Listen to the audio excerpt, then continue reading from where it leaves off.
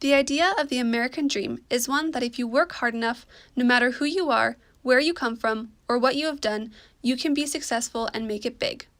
However, what if I told you the American dream is just that, a dream, an illusion, something that sounds great in theory but does not play out in practice?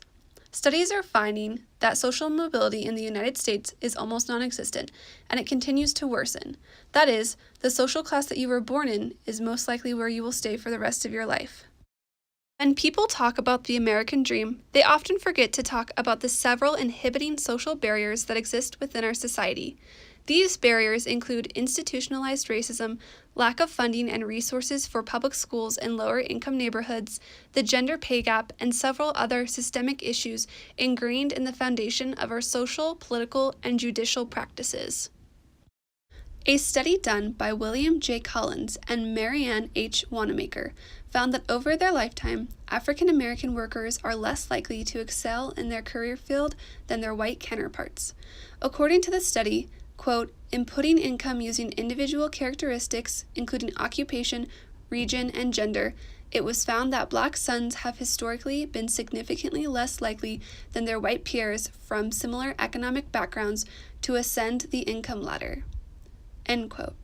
These harrowing statistics highlight the ever-growing need for economic equity in our society and an increase in social mobility, especially for individuals who come from lower-income households. The question we should focus on answering is how do we as a country increase social mobility instead of making it worse? The first step is to focus on getting lower-income kids into higher education. There are several inequalities in education in the United States. According to the New York Times, quote, a child born into a poor family has only a 9% chance of getting a college degree, but the odds are 54% for a child in a high-income family, end quote. This contributes to the spiral of poverty because history has consistently shown that increasing access to higher education leads to greater social mobility and the opportunity for greater economic gain. To quote former President Barack Obama, quote, higher education is, more than ever, the surest ticket to the middle class, end quote.